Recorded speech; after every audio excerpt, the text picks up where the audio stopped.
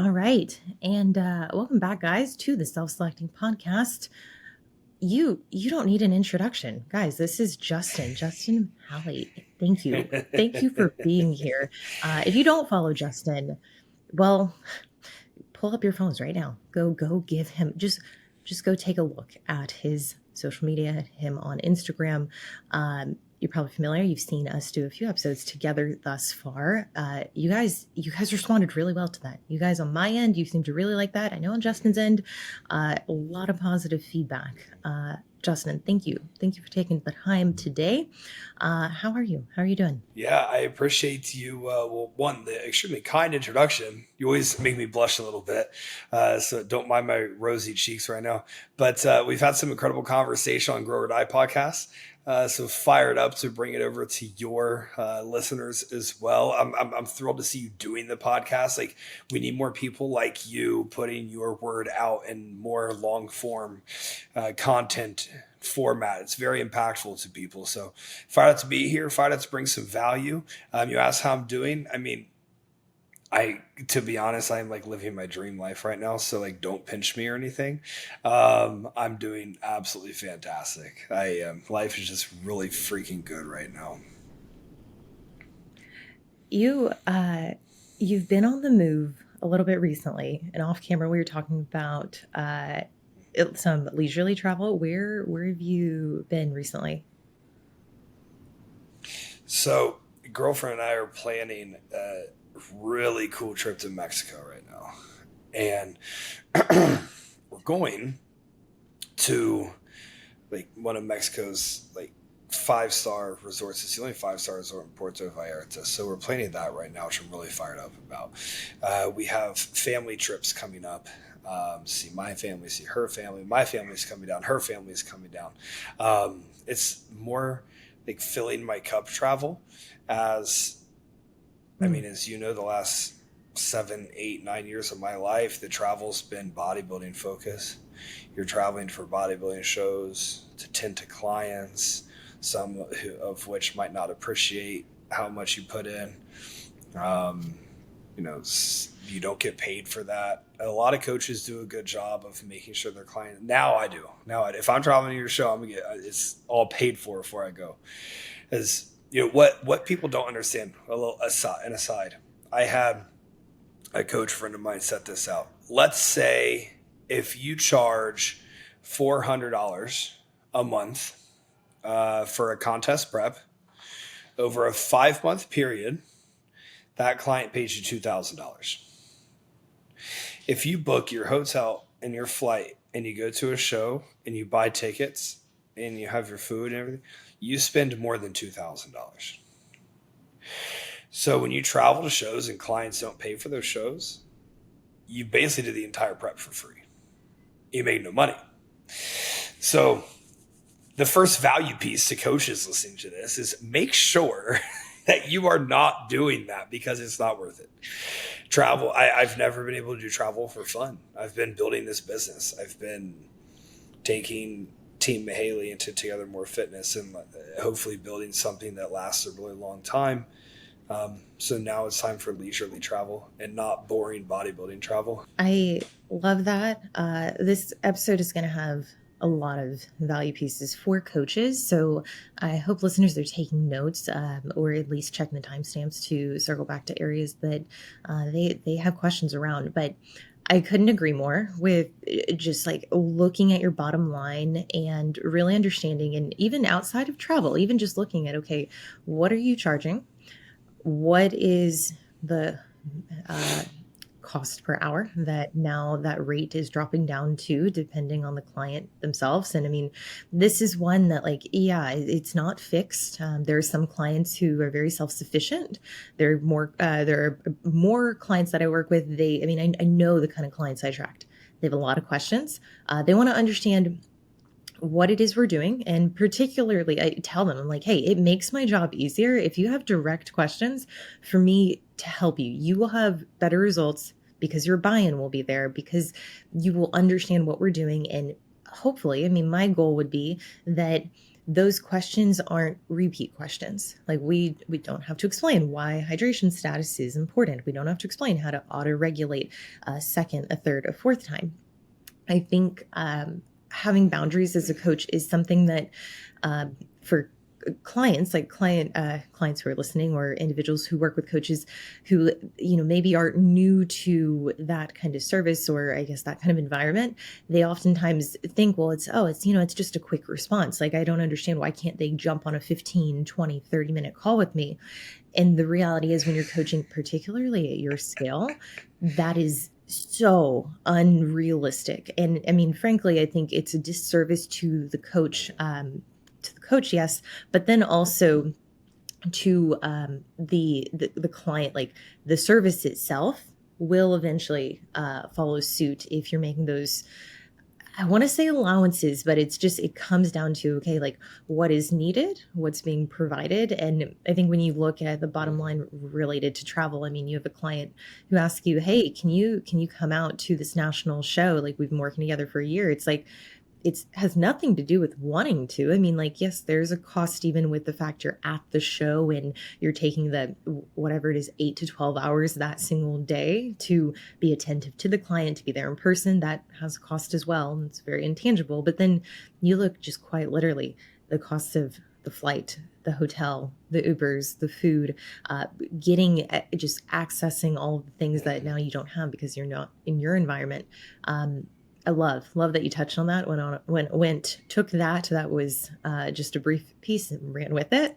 So tell listeners, how long have you been coaching? Yeah, 11 years. So I kind of accidentally started a coaching business, and I didn't even realize that that's what I did.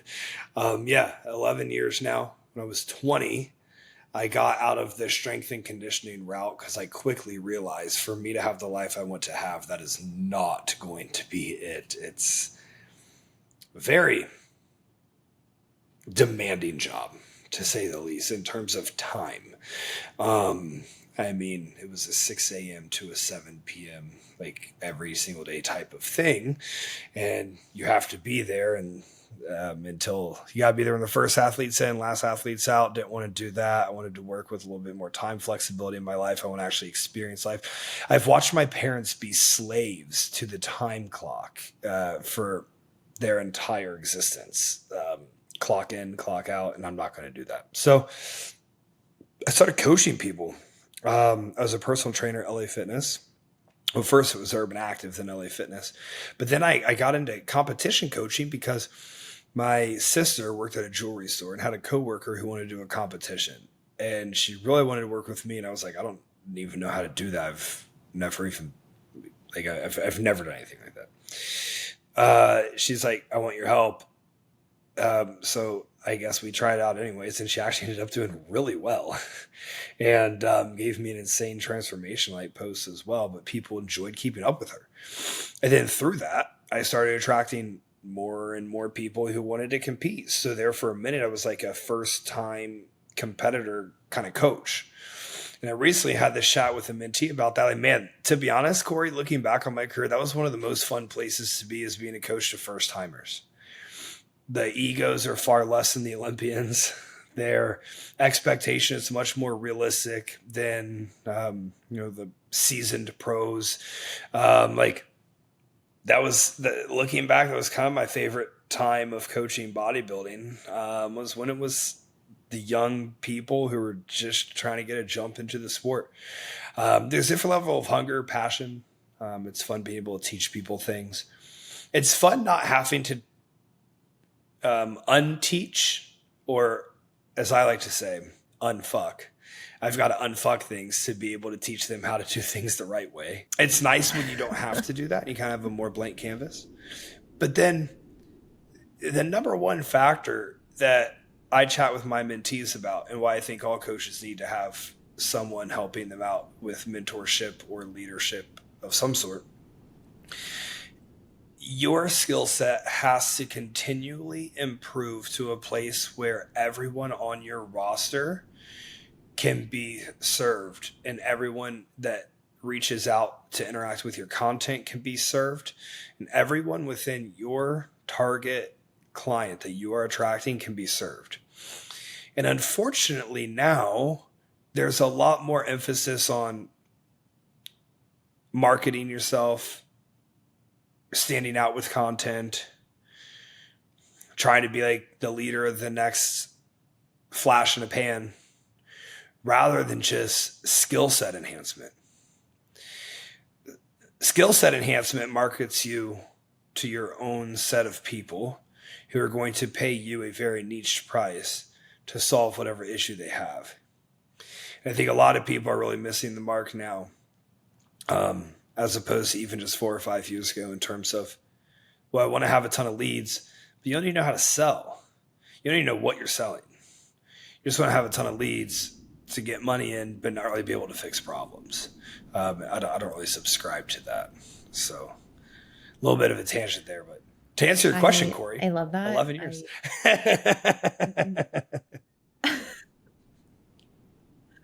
I mean,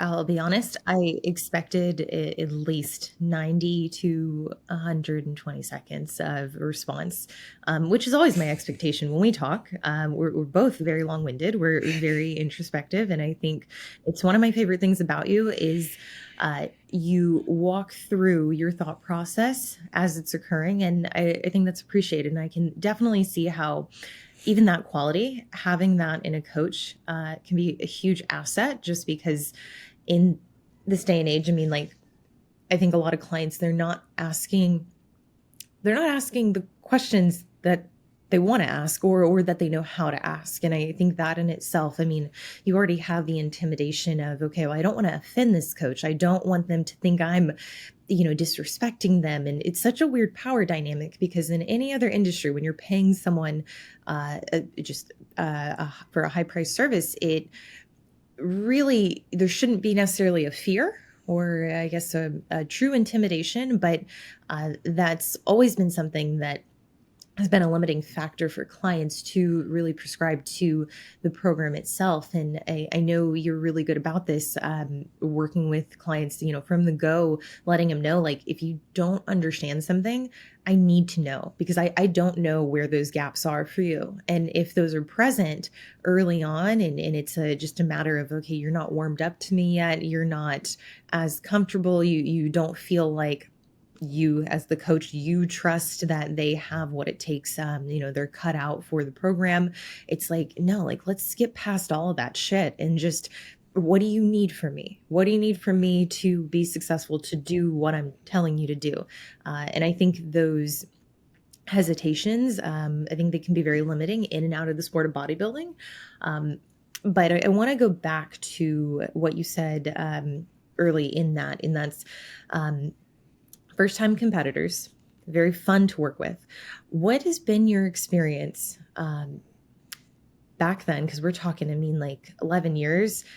Bodybuilding was a different sport at that time. I mean, like socially, gosh, like, how long had Instagram been around at that point? I mean, like, to be an online presence, I mean, we're talking like Christian Guzman, like his era. So that in itself, that shifted. I've seen that a ton.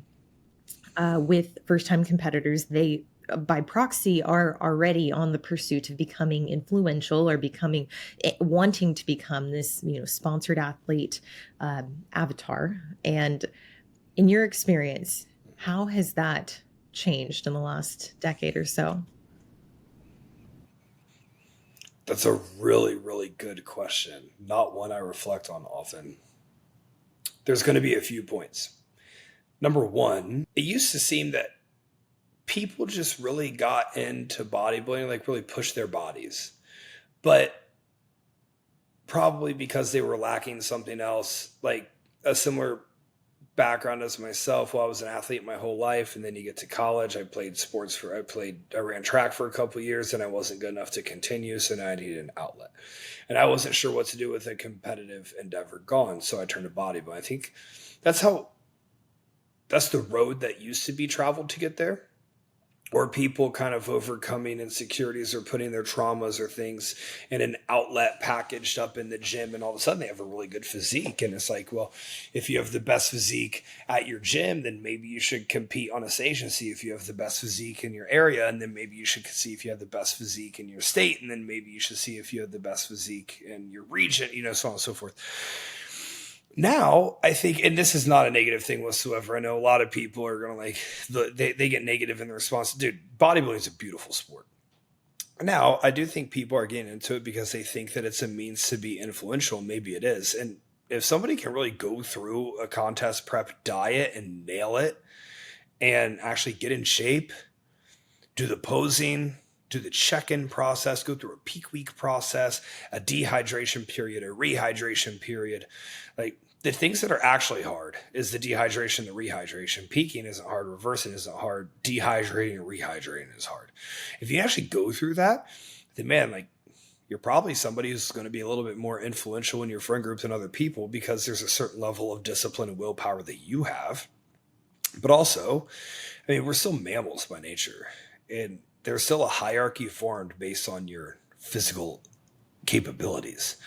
I mean, like in my friend group, I have a friend group of extremely athletic and resilient and strong individuals, but I am the biggest and the strongest in the friend group. So there's like a by proxy that you get as a social influence by having this big physique. So good things come from that. Power comes from having a standout physique. I think now people do get into it to try to be influential and influencers, or try to make some money online. But also, I just think, Corey, that this is a sport that's growing, and this is the evolutions that sports go through. I mean, you don't start playing basketball because, like, man, one day I want to be the 3-point champion of the world or whatever. Like, kind of start playing because you see that it can get people famous and rich, and you start practicing it because you're a little good at it, and then you get some, validation from it. And it's the exact same process. It's the exact same thing. So are people now like getting into it because they want to die for bodybuilding? Like, no. But I don't think that's a bad thing because the talent in the sport and the pool of talent is far bigger than ever. Yet there's a lot of race to the top. And I don't recommend getting into a race to the top. Because when you get into a race to the top, it's typically going to mean that you're abusing things that you shouldn't be abusing. Or that you're turning to enhancements before you can even train hard. So there's a lot of pros and cons, but now it does seem, and again, I think this is a good thing. People should want to be influential. People should want to have impact. But I think that, people are just getting into the sport a little bit less based off of, well, I need to fill this competition void, and a little bit more for, wow, can I find a purpose here in this sport? Like, does this sport have a place for me? And I don't know. I mean, I would love to hear what you think about that. I think it's positive. I love that response. I think there's nothing wrong with individuals not having a purpose and trying to fill that void through the sport. That was very much the case for me when I started competing. I mean, I was an athlete and I played sports, and I loved the lifestyle of just training consistently, paying attention to my nutrition. And I think really where the turning point for me was looking at these physiques that even at the time, I mean, like, they were very different than what was illustrated and shown, I guess, like seen like in magazines, seen in media, like, some movies, TV shows. It was very different. And it was more, I felt like I related more to the physique that I saw these girls on stage achieving. And it became something that I very much was interested in pursuing, but it was always the interest of the pursuit that motivated me.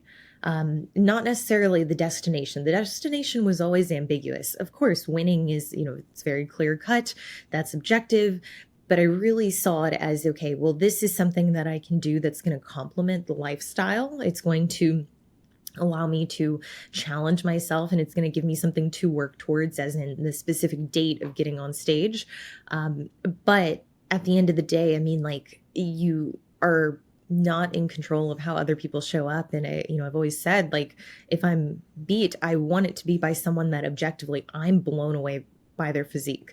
I want to be beat by, the Ashley Kays, by the Amy Delgados, by the Laura Lee. Like, I want those people. And I mean, like, this is me saying those people look way better than I do. Like, they look incredible. They would smash me on stage.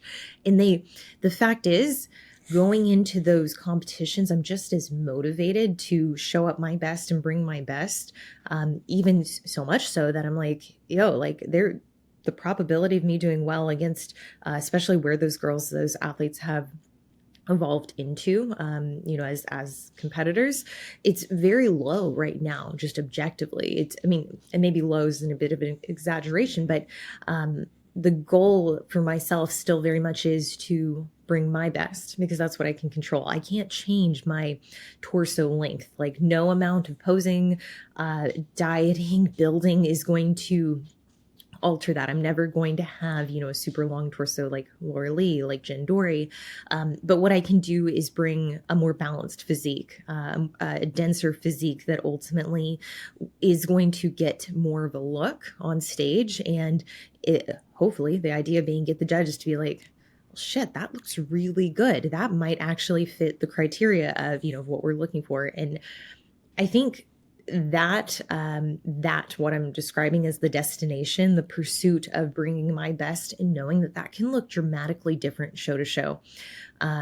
That's motivating. That is where I derive that motivation to continue to compete. Which individuals, they ask me all the time right now, do you plan to get back on stage? You haven't been on stage in a while. It's like, well, yeah, I care more about winning and seeing that distinct difference in the physique.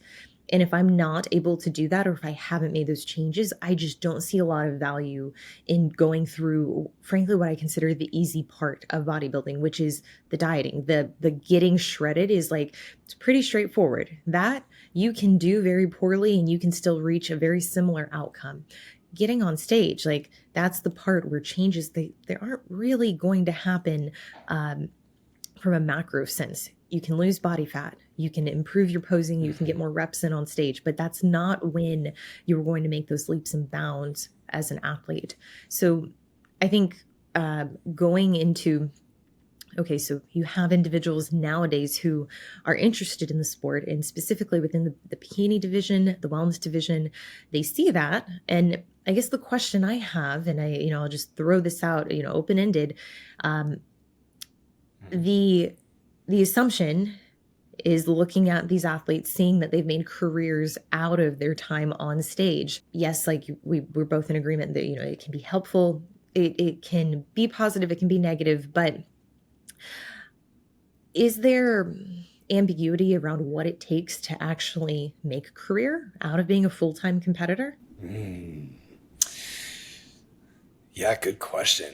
People are going to like this one because this is something I love chatting about. Your physique, to be honest, your physique has little to do in terms of you being able to make a career out of it, because the career out of it is not necessarily going to be stage appearances. The career out of it is going to be the opportunities that can pay you money outside, like maybe being a model for Edela swimwear, maybe being an actual showcased sponsored athlete for a supplement company. And you're not a sponsored athlete unless they pay you a set amount every single month. And I will die on that hill, and we need to cause that distinction.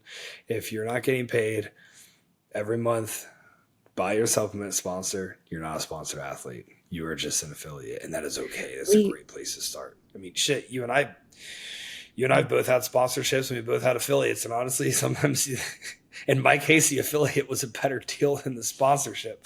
But your marketability is what is going to establish you making a career out of this. And as I've grown maybe a little wiser, hopefully, what I consider to be a viable career option, is something that gives you time, flexibility, and freedom. money's great, fine and well, but if you have terrible spending habits, then 10 million isn't getting you much further than 1 million is, right? Like how much time flexibility and time freedom can you have? And obviously there's a fiscal component to that, but there's also a work duty component to that, i.e. what we were talking about earlier on. In my pursuit of growing this company, I've had to be available for clients. Now the company has a lot of passive income. I personally have a lot of passive income. Somehow I'm somewhat marketable to a certain level of or demographic of people that I've been fortunate enough to find. The coaches in the company have substantial income. So now I get to travel and have fun and not have to worry about always being available for the next person. So what I'm showcasing is, well, if you make a lot of money, but you have no time because you can't leave, do you really have a career out of the fitness industry? Or are you in prison, even though it's a really well-paying prison because you can't actually leave and go anywhere? So can you build a career out of this? Yes. Your looks have little to do with it, although pretty person privilege is one of the most real things in the entire universe for men and women, and pretty people go further than not pretty people. I'm just saying. I mean, I have lived as an ugly dude and a mildly attractive dude. And I would say the lives are way different. Number two. So looks have a little to do. Physique has a little to do with it. What can kill and will kill your marketability as a female is if you use PEDs to a point where you can no longer speak like a female. So your facial features, your body aren't what separate you, but your voice absolutely can. Why is Corey so goddamn marketable? Because she has the body. She has the voice of someone who's completely natty and never touched anything before. You have to have that. For a female and a male, your hair health, your skin health, nail health, these things are very important. These are very marketable. The way you're able to communicate, the way you're able to talk to people, how emotionally resilient you are, the value you can bring to other people, the way you make people feel when they interact with you. These are marketable. So in this pursuit of this physique and building this, I want to build this job out of competing, you better be reading some books. You better be having conversations with people who are smarter than you. You better be wildly introspective on where as a person and your personality and your character and your characteristics are flawed and need work. Chris Bumstead would not be Chris Bumstead if he wasn't as personable as he is, as vulnerable as he is. He's the most marketable physique athlete of all time. And it's not just because of his physique, but also he cemented himself. And Corey knows this. Anyone else who's seasoned who listens to this episode will know this. People who aren't a seasoned might not like this, but this is the truth. To become an Olympia champion, you must be marketable. To become someone who has any face in the bodybuilding industry, you must be marketable. Because then to defeat the champion, you've got to also have greater marketability than that person. The women's physique division tried doing it recently and it didn't work out very well. And we saw that they corrected the place that probably should never have changed. It's about far more than the stage. The stage has little to do with your ability to make a career out of this. I will likely never compete again. Corey might compete again, might not compete again. Time's going to tell. We're going to see. But the people that you're looking up to probably aren't doing as well in the fitness industry in terms of making money or making time as Corey and I are. That doesn't mean we're super special savants or anything like that. It just means marketability far trumps the physique that you're going to build. And that is all on you. I was an introverted person. Corey, you kind of strike me as someone who used to be introverted. I was terrified to speak publicly. 420 podcast episodes later, 200 plus guest appearances, multiple keynote speaking engagements later, 20,000 social media posts later, I'm not terrified of it anymore. So there's my 3-minute rant that I know you were ready for.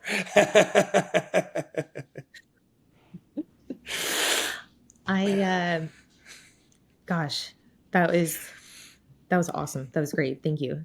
Um, I wouldn't say introverted, just antisocial, just observant. But yes, yes, public speaking was never something that, ironically, so I went to in junior high. That's when I started taking like college level classes, so dual credit classes, and public speaking was the first one. And I took it with my sister, who's 4 years older, so same public speaking class at the community college. And I remember it just being like, oh, like I didn't want to do this in front of strangers, let alone someone that like knows me, who's gonna roast me, because that's kind of a relationship we have. Uh, but even now, Yeah. having done the content, we'll just call it that, having done the content pretty consistently, I would say for now a couple of years, like the talking head podcast, okay, I still get nervous. I still overthink regularly how I communicate, and that goes back to what you were saying, having the awareness around areas that you don't feel strong in. Now, this doesn't necessarily mean you're not strong in those avenues, but this weekend, so I'm in Kauai right now.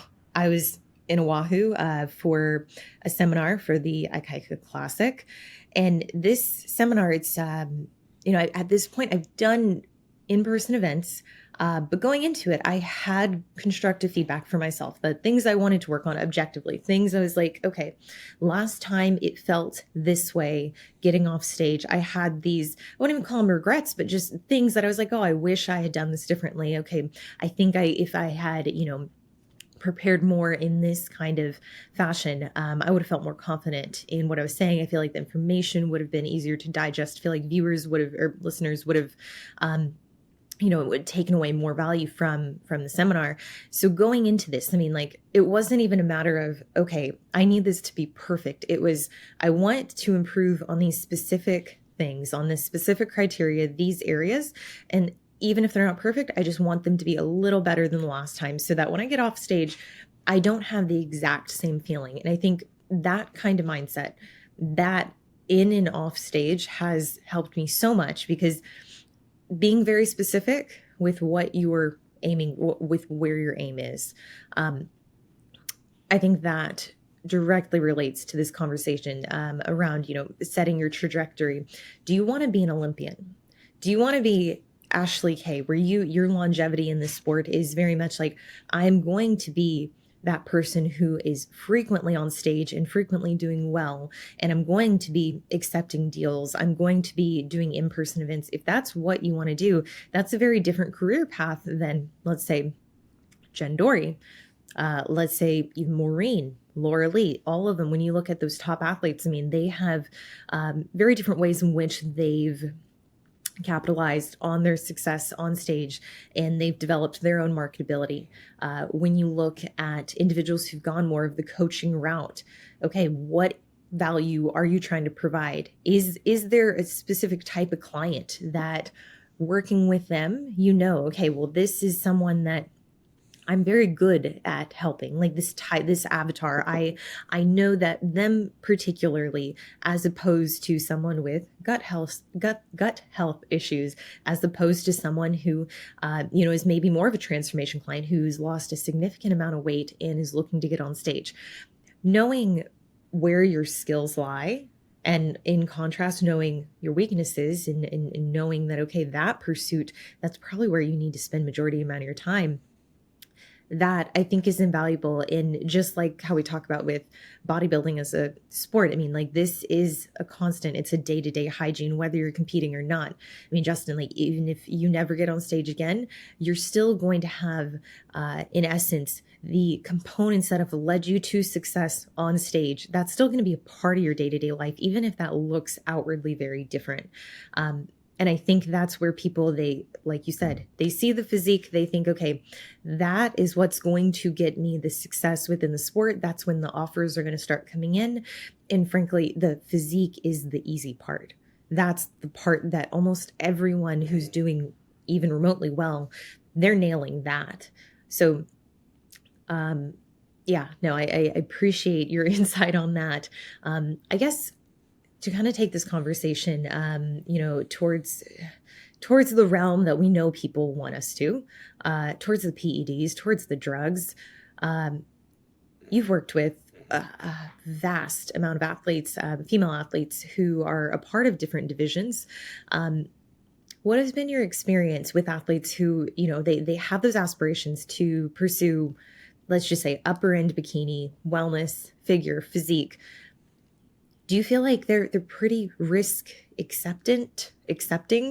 Or is that a conversation that, you kind of have to broach? Like, I mean, what has been your experience in that regard? Yeah, great question here. It's definitely changed over the years based off of my message changing, which is why I think I might have a unique approach to this. When I was really posting about like, oh, like hardcore, do whatever it takes to win, like the hungrier you are, the better you look, like suffer harder, then I was attracting a lot of women who at the time were like, dude, I'll do anything. I'll do anything to turn pro. I'll do anything to go to the Olympia. I'll do anything. And like, man, yeah, they would. And, we'd have conversations about it, albeit a little bit of lax conversations, because at the time, yeah, I mean, I was 26 years old. Like, I was getting opportunities and I really wanted to capitalize on the opportunities. It's like, well, I turned my first WPD pro, I turned in when I was 25.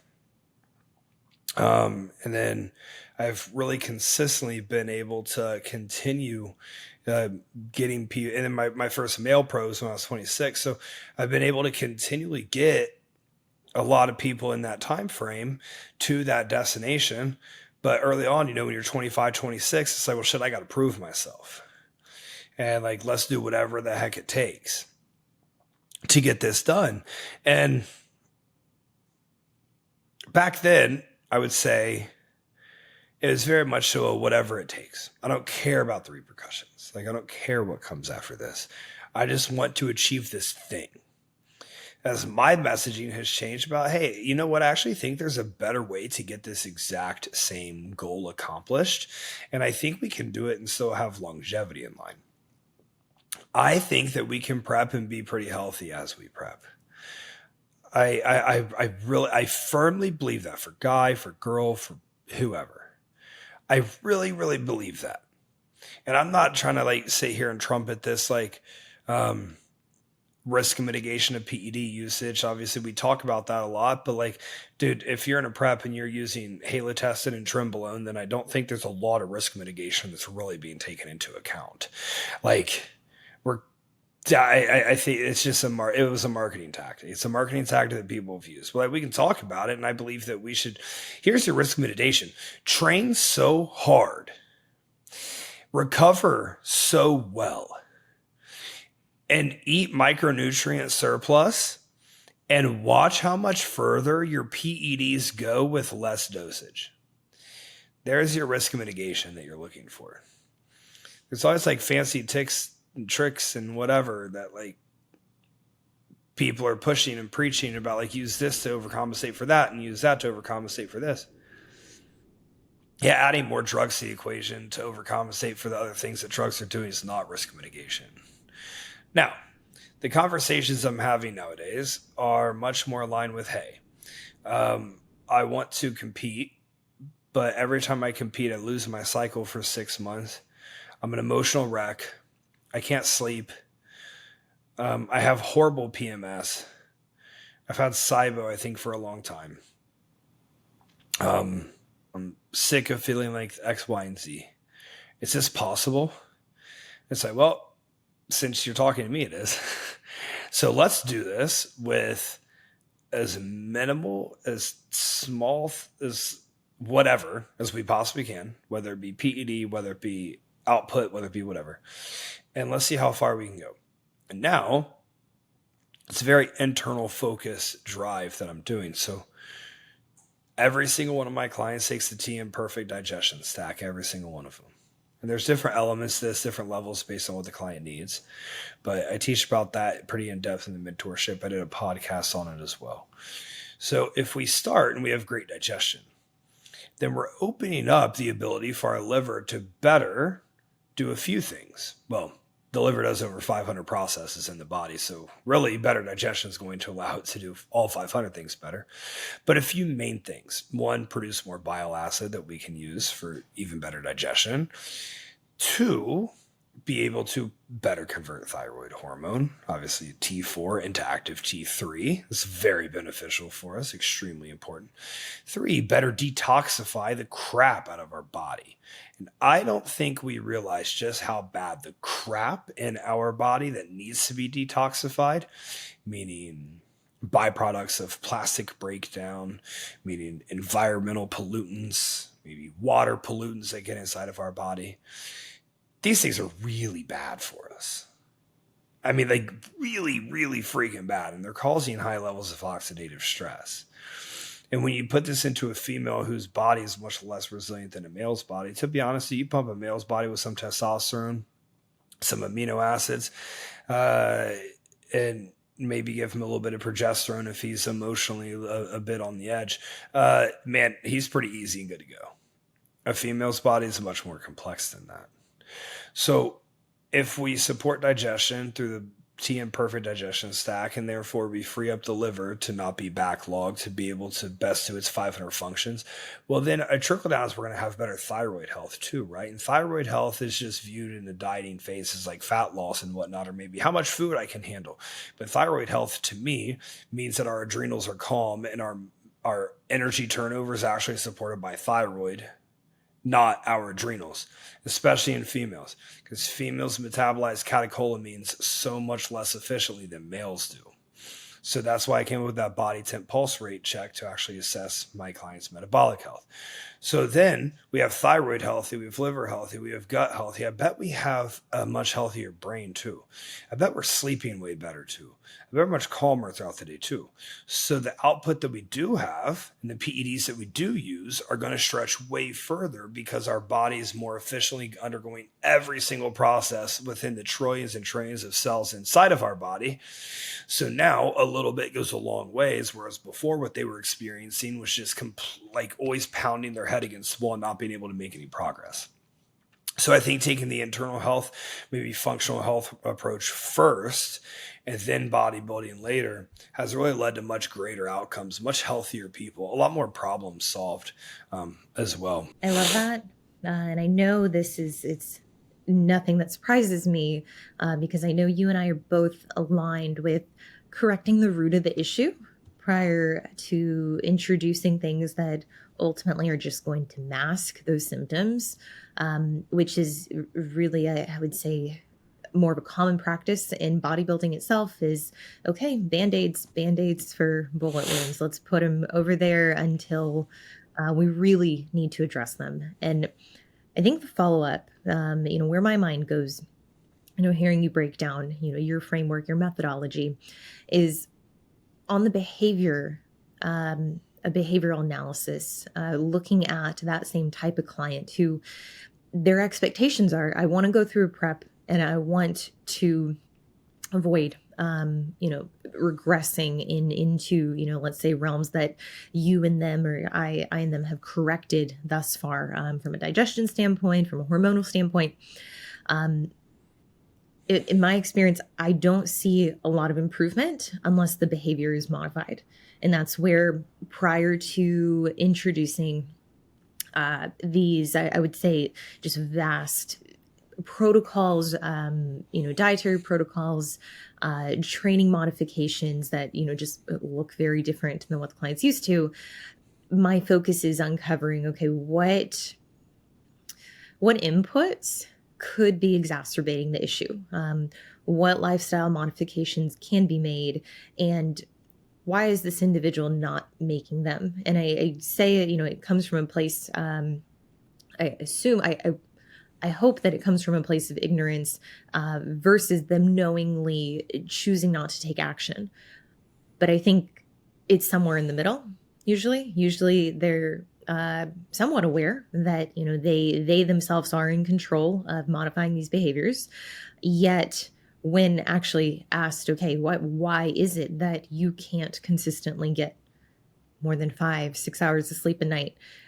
There's usually an excuse. There's usually some kind of justification, rationalization that is very thin, very easy to dismantle. What is, I guess, tell me and the listeners, if you would, what is your approach when trying to dismantle basically those built-in excuses for clients who might genuinely, they might want to see the changes that we're wanting from them, but are just very tightly, just they're clutching those beliefs. What is your approach to mitigating that? Yeah, another great question. I'm impressed. Good stuff. The limiting beliefs, tough to break in people. That's why coaching is about the relationship, though. I mean, the X's and O's aren't necessarily what separates everyone apart. It's how deep will the coach go with the athlete. That being said, as we alluded to earlier, like I'm not hopping on 30-minute calls with every athlete every single week. Ain't no way. But it's about asking the right questions at the right times. So a lot of it is just something I think to understand about as a whole, something to understand. People go through their entire lives, not like their entire work weeks, feeling like no one ever listened to them or cared about them or like heard anything.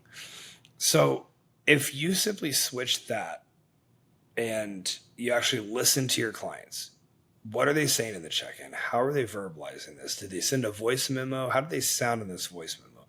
You can pick up on a bunch of things that aren't quite maybe communicated directly to understand this human, where their mindset is. And then you can now curate a plan to how do I communicate to them in order to slowly over time break down this self-limiting belief. You have to get to know your athlete, and you can't just communicate with everyone the exact same way. You have to come with empathy. Example for sleep. I understand that you have a new dog and the dog is waking up every so-and-so. Dude, you gotta figure it out. You gotta figure it out. How can the dog be in a situation where it doesn't need you every 30 minutes throughout the night? That's not a me problem. You have the ability and the skill set to figure out and identify what needs to happen to get the dog from where it's at right now to not there. So the dog sleeps with you and wakes you up every 30 minutes. Put the dog outside the room. Now it can't wake you up and sleep with you every 30 minutes.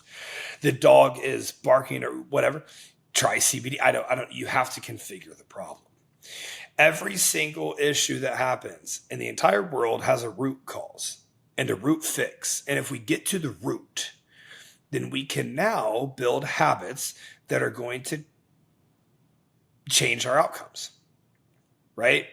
Like we get to the root, change our outcomes now. So when we find that, we can now game plan and we can reverse engineer.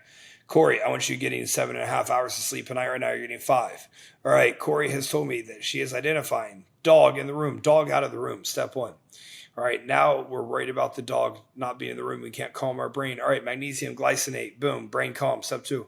Hey, I'm having anxiety at night. I can't quite calm down. Boom, warm Epsom salt bath, step 3. Hey, I'm working late at night and I don't think my brain's coming down. Boom, red light glasses, step 4.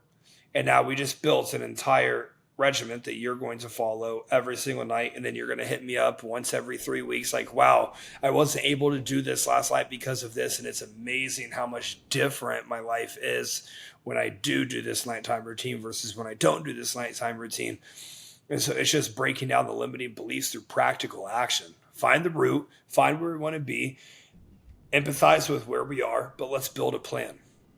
And it takes time. Like I've probably talked to my clients a little bit more than most people talk to their clients. I've recently implemented community coaches into my chats to kind of help that process. The coaches who have been with me for like 5+ years who know my processes kind of answer the day-to-day questions.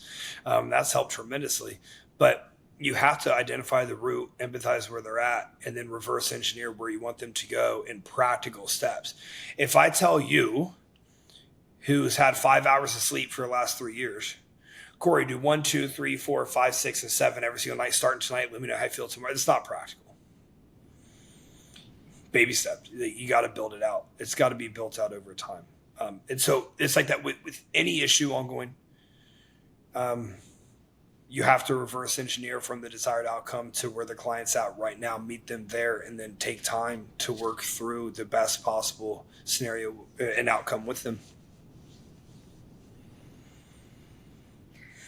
I love that. And this is one of the reasons, Justin, that I think, just the wavelength, like our wavelengths are very, very aligned. It really, for me, the thing that has helped the most, in all regards, has been finding myself, like putting myself, talking myself into corners around those limiting beliefs. Oh, well, I don't know if I can follow this diet. Well, why not? Why not? What are you specifically afraid is going to happen? What does that look like? Paint that scenario, walk me through it. And that, I think, is the fear that a lot of individuals, they show up, kind of in our email boxes, our DMs with, well, I need help because nothing I'm doing is working. Okay, well, let's start. What are you doing? You don't know what you're doing. Okay, so there's a lack of reporting around even just your current plan. Well, there's the disconnect already. How can something not work if you're not following anything consistently? Or for the other avatar is, okay, well, I've tried this, and this. Okay, well, how long have you tried those diets? How long have you tried those approaches? For 4 days? Okay, and it didn't work. Well, what does didn't work even mean? Does that mean you didn't lose the 7 pounds that have been just driving you insane the last 3 months? Because that was never going to happen. Like that was just unrealistic from the jump. Mm-hmm. Now, when we really start diving into what it looks like for these individuals, breaking adherence, I think this is something that I've had to get very granular in and really help them see, okay, when you break, what does that decision making look like in that moment right before you give in? Because that ultimately is what's leading you to break. That's what's leading you to that adherence. Like you have consciously at some point made a decision, even if it's impulsive, you made the decision that, okay, right now, I care more about soothing this discomfort of, in some cases, being hungry, of some cases being anxious, being stressed, feeling like, hey, you know what? I can't control whether or not I succeed in these fat loss efforts, but I know how to take away the feeling of being out of control. It's by self-sabotaging. It's by ruining what's happening right now. If I just binge, well, then I already know what the outcome's going to be. I'm going to weigh more tomorrow. I'm going to check in with my coach and they're going to say they need me to be adherent. I've set out the next course of, the next several days, the next week. I can dictate what that looks like, as opposed to right now it sucks. I'm hungry and I don't feel like I'm getting the progress that I feel I'm entitled to get. So I just have to sit with this indefinitely. I just have to wait until this feeling changes. And I think that's where being really specific around what is the rationale behind the deviation. And sometimes there doesn't need to be a rationale. Sometimes it can be as simple as, hey, like I went on, me and my partner went out and we had a really nice dinner and I wanted to be non-adherent. I did not want to track, and that's good enough. And I think shifting the perspective from there needs to be a justifiable rationale for being non-adherent, I think that has been really helpful for clients, shifting them away from thinking that you have to rationalize it. There has to be an excuse of why you fell off the wagon, why you were it was inconvenient or I didn't have access. It's like, okay, well, so these, I'm going to call them lies because that's kind of what they are. Like, I mean, it's you lying to yourself saying like, well, it was impossible. It wasn't impossible. The alternative was always just not to eat, which like, I mean, you're never really starving. Like you're very, very, very uncomfortable. I get it. I've been very, very, very uncomfortable, but the alternative, like the thing that you can do to stay adherent is to just not eat. It's to not act. So the decision to act that came with, a decision-making process. It came with deciding that, you know what, to mitigate this feeling, I'm going to act on it without the foresight of saying, okay, well, what does that look like after? And now you've built in this habit of every time I get to this new threshold, if I act, that soothes this feeling. Thoughts. I know that was a bit long, but I know you deal with this a lot with the clients, with your clients as well. I love this. And a lot of my current approach and way that I frame communication and protocols for athletes was inspired by exactly this. Because at some point, you've had enough conversations with other coaches about athletes cheating or falling off or whatever that it's like, you know what? I bet we can fix this. So the only reason that you cheat on your diet is to get the dopamine high. There's no other reason. There's no other reason. You cheat on your diet because you now have a low dopamine baseline from dieting, and you want to achieve dopamine. Dopamine is going to get whatever it wants. This is why porn addiction and video game addiction, cocaine addiction, Adderall addiction, these are why these things are so brutal to break. We, as bodybuilders or fitness enthusiasts chasing physiques, make food sacrifices. Every single one of us. And a huge problem I had is when people are like, stop treating yourself like a dog, like a food's not a treat, a food's not a treat. Quite literally, read page 1 of, hey, how does your brain work? How do neurotransmitters work? Page 1 of the dopamine section will talk about how food is absolutely an insider of dopamine. So some of the super hard, that's stupid. I'm not even going to get into a rant on that. So if we can understand that cheating on your diet is a byproduct of low dopamine and us trying to get a dopaminergic response, I think we can start attacking this. So couple items. Well, everyone who's low dopamine is B vitamin deficient. Methylated B vitamin. Cool, bring it on in. Make sure that digestion is supported with bile acid from liver health so that we can break down B12 vitamins in the fatty meat that we consume. Also, like, have red meat in your diet so that we can get a lot of these B vitamins. I mean, if your entire diet is tilapia, then you're absolutely mineral deficient. Or vitamin deficient. 1,000% you are. So another way, micronutrient sufficiency. Be in a micronutrient surplus. 3 to 4 different amino acid sources daily. 3 to 4 different protein fruits daily. 3 to 4 different veggies daily. My clients' diets have all those. Any of my dieting clients' diets are going to have dark chocolate in it too. Why? Dark chocolate is a fantastic exciter of dopamine, but also gives us something to look forward to. Everyone's going to have free meals. I talk about this very liberally, and people in my DM say that I'm lying about this. No, my clients have free meals, including in peak week. Why? Dopamine. Because if I can control the free meal, I can control when they go off plan. I can also give them the thing to look forward to that they're trying to look forward to. We get deep enough in prep, and all right, we talked about B vitamin. We talk about sleep. We talk about diet strategy. All right, glutamate. The more stress out you get, the higher your glutamate levels in your brain goes. Glutamate equals anxiety. GABA equals calm. GABA is a precursor to dopamine. Glutamate is a precursor to GABA. So glutamate gets converted to GABA in the brain, then GABA will trickle down into dopamine as it gets converted. High levels of glutamate, the more stressed we are, the higher levels of glutamate are going to go. Vitamin B6 converts glutamate into GABA. We can also support this through progesterone. If we supplement with progesterone mixed with vitamin E, not oral progesterone, not cream progesterone, applied sublingual progesterone mixed with vitamin E is going to greatly drop prolactin and glutamate. People who are cheating on their diet are high glutamate and high prolactin. People who are cheating on their diet are stressed people. So if we solve these root issues, I bet we stop seeing people cheat on the diet. And guess what I've seen? I don't have people cheating on the diet, quite genuinely. And I will open up my WhatsApp message.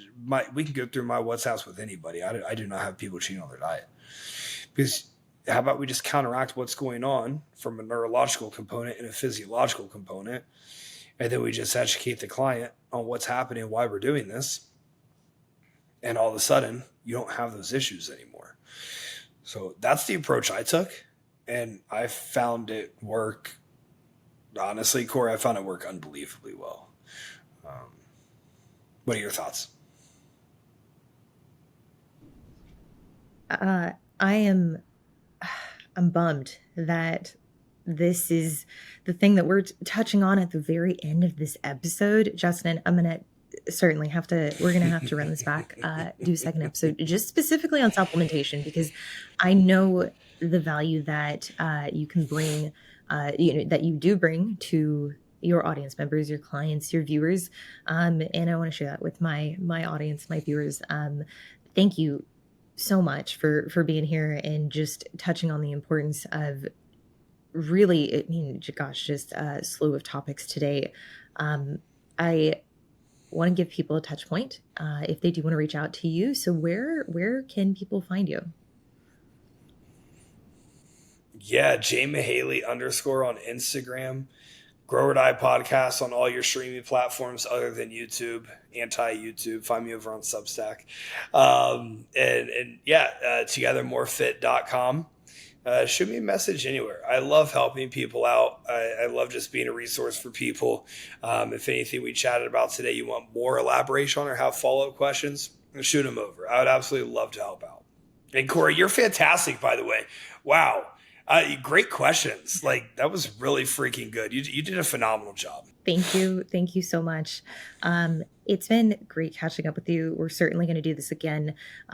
If you guys liked what we talked about today, let us know in the comments below. Thank you guys for watching. As always, we'll see you in the next one.